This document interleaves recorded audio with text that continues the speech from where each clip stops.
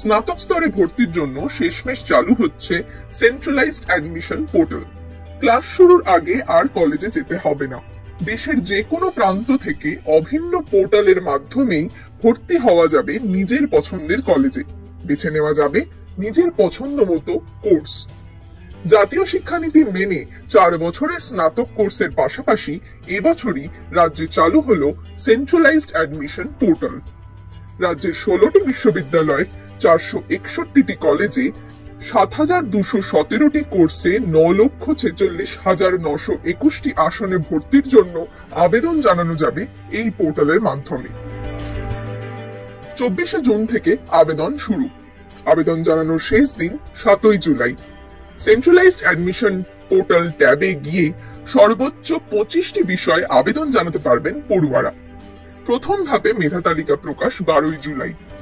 12 থেকে 18 জুলাই পর্যন্ত চলবে ভর্তি প্রক্রিয়া।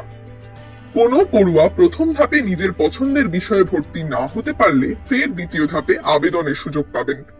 ভর্তি সংক্রান্ত সমস্ত ফি এই পোর্টালের মাধ্যমেই জমা দিতে হবে।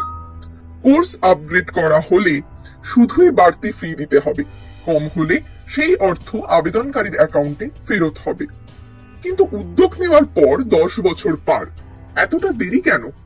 শিক্ষামন্ত্রী ব্রাত্য বসু এই পোর্টালের উদ্বোধন করে জানান, আমার মনে কেন হয়নি এটা নিয়ে ভাবার থেকে ভারতবর্ষে কোনো রাজ্যে প্রথম তো হচ্ছে। এটা তো কম্পিউটারের বিরোধিতা করে বাম সরকার করেনি। আমরা তো তৃণমূল সরকার, মমতা বন্দ্যোপাধ্যায় সরকার করলো, ওটা ভারতবর্ষে প্রথম হলো। সেটাকে আমার মনে হয় ওয়েলকাম করুন। কেন এতদিন হয়নি এটা নিয়ে আপনারা চর্চা করতে পারেন, কিন্তু এটা জেনে রাখবেন যে মমতা বন্দ্যোপাধ্যায় সরকারই ভারতবর্ষের প্রথম করবে।